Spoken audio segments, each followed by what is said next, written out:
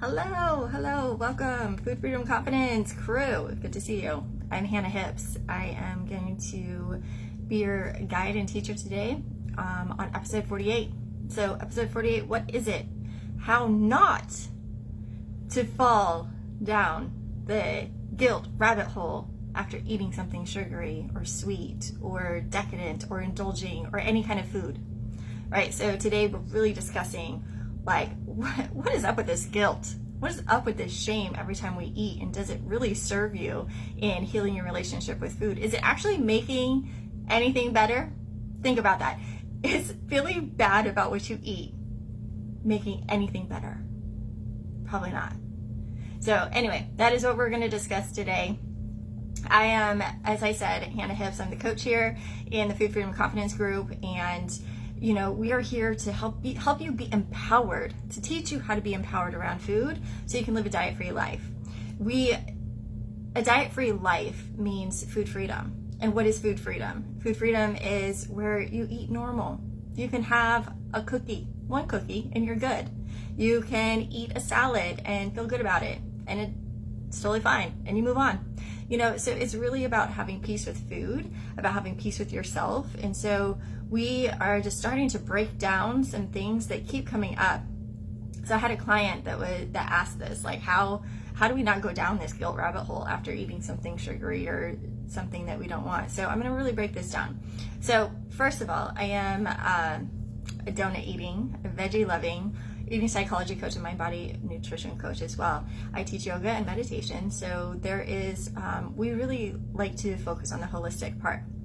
So it's not just about food, it's about you as the eater as well. What's going on in your world, what's in your environment, what's in your thoughts. All of those things are going to affect your relationship with food, which are going to affect what you eat and how you eat.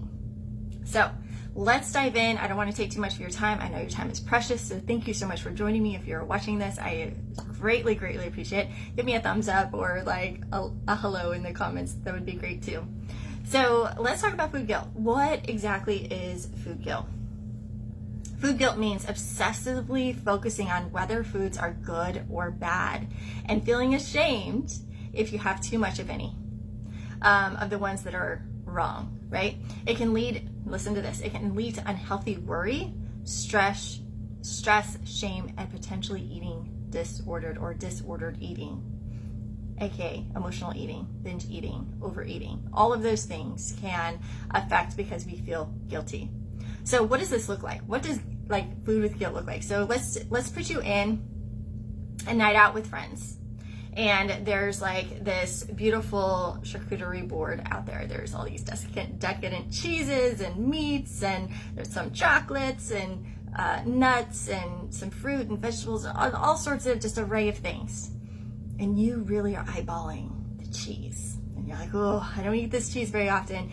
And you eat the cheese and you're apologizing for eating the cheese. Oh my gosh, I shouldn't be eating this cheese. I'm so sorry I'm eating all the cheese. And you just feel bad about eating the cheese because you've told yourself, I don't eat really high fat cheese anymore, or I don't eat crackers anymore because there's gluten in them. And it's you start to apologize. Have you ever been eating out with friends and you hear people apologize about what they're eating? So if you are apologizing over what you're eating, it's you can't really even enjoy the food, right? And then you apologize and then you eat all the cheese and then you're do you have any more? Right? So there's this big time guilt that we feel we have to apologize for eating food. Really think about that. Why do we need to apologize for eating food? We don't need to apologize. And I'll tell you why that is, because of the detox, clean eating, low carb, crazed, obsessed society that tells us not to eat certain foods, right? So we end up feeling bad about eating the foods that we actually want to enjoy. But we can't because everyone is telling us we shouldn't, right? Does not help anything. So food is unnecessary stress that leads to emotional eating, like I said, or eating disorders, or binge eating, or really eating unhealthy eating patterns. That is what guilt does. And so just think about this myth, because it all comes around this myth of you have to eat the right foods, the right amounts, and that in order to have the perfect body or the ideal body, you have to eat the right foods in the right amounts. Okay, so that is a big time myth that is out there in society that like programs us to only feel like I can only have lettuce. I can only eat vegetables. I can only eat a little bit of dairy. I can only have a little smidge of chocolate. All of these programming that we constantly see, this is why we feel guilty about food all the time. Because we're hearing these messages of don't eat this, don't eat that, this is bad, this doesn't fit in the clean eating thing, this doesn't fit in this.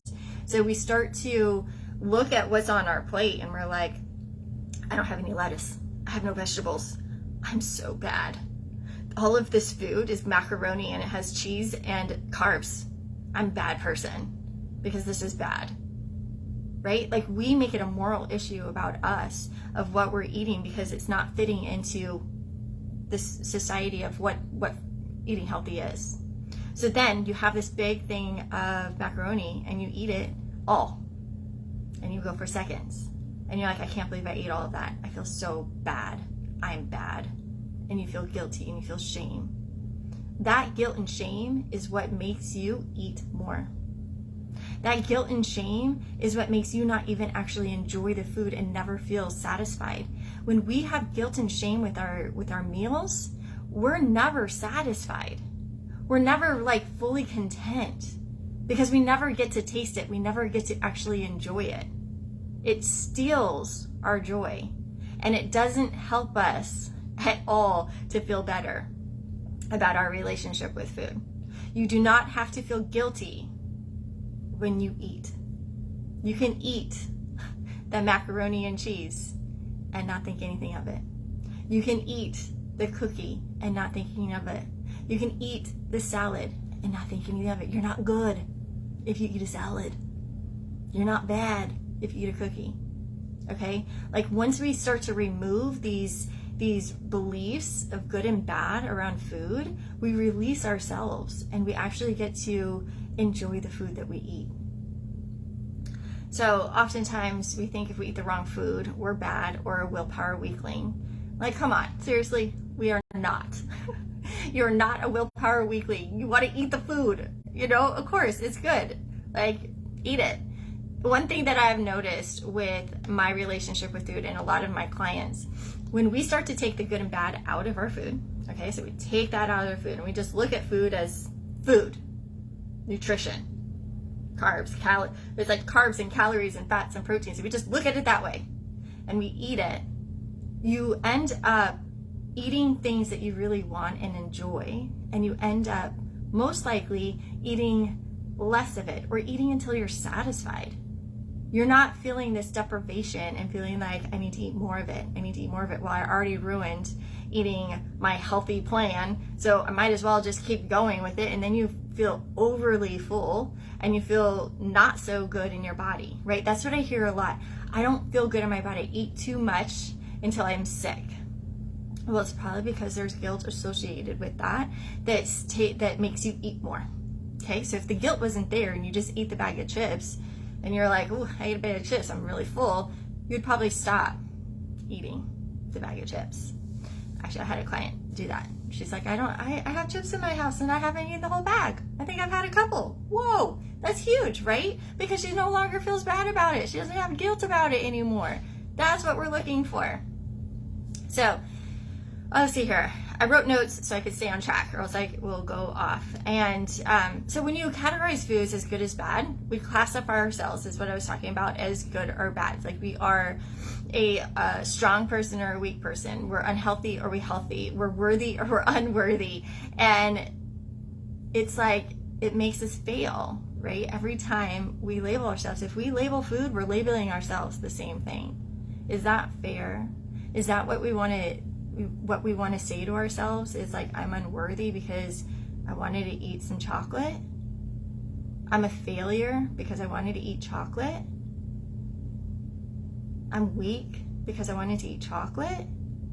That's not true. None of that is true. You wanted to eat chocolate because you want to eat chocolate. Yesterday, I ate almost a whole bag of Dove chocolate. Do I feel anything about it? No, it's really good. I still have a couple pieces left, you know. I'm like, but there's nothing morally associated with that. I ate and ate and ate those little Dove chocolates that have little sayings in them. Oh yeah, I ate them and just ate them, and I'm like, these are so good and so delightful. And today I have not had one. Not because I think I was bad for having them or I felt wrong or guilty. No, I just had enough yesterday. I feel pretty satisfied with them, right? So it's like, and I have some in my house and they're just sitting there, and I might have one later, I might not. I'm totally fine. The thing is, I'm not attaching anything to the food. So feeding our body what it wants instead of restricting ourselves lowers the risk of disordered eating. So when we give our body what it wants, we are less likely to overeat, emotionally eat, or binge eat. As soon as we say, tell me if this is true, as soon as you say, no, I can't have it, you cannot stop eating it, right? And when we feel guilty, that's when we start to say, I can't have this. I shouldn't have this. So then what do we want? We want more of it. Just same with like the plate of macaroni. I shouldn't be eating this. I can't have this. But yet you eat it and then you want more of it because you're telling yourself you can't have it. What if you told yourself, I can have this food and I can enjoy this food and I am not a bad person for wanting this food? What would happen if you started to shift that and change that in your mind? It would probably change the whole chemistry in your body and your relationship with food, right? So work on that. I'm going to talk about what to do to really help you with with guilt and what we can do about it. So stop apologizing, criticizing yourself, justifying what you eat completely. Stop apologizing for it. Like, stop labeling it, good or bad. Like, when you start doing that, it's like you're freeing yourself. You don't have to apologize for eating. You get to eat what you want, when you want, and it'll be okay. Eating without guilt is just a lot more fun. It makes for a better girls' night, eating out at restaurants. And so how do you do that? Eating without guilt involves learning new skills such as self-compassion and what we teach here, eating psychology, a little bit of intuitive eating, mind, body, nutrition. Okay? All of that is going to help you take this guilt away from your eating. Let go of diet mentality. So whatever those voices are that you're hearing about, don't eat this, don't eat that, really pay attention to who is saying that and why they're saying it. Why do you believe that macaroni and cheese is bad? Why do you believe that? If you didn't have those voices in your head, what would you think about that food? Okay, so really working on diet mentality is everywhere. It's on social media, it's in the media, it's in movies, it's everywhere. So we have to be very conscious of what that even looks like. If you don't know what diet mentality is, then I think we probably have a video about it, or you can comment and I can give you some information about that so you can start understanding and pinpointing what it actually is. And so then just the last thing is void food rules. So food is food. A brownie is a brownie, a carrot is a carrot, salad is a salad.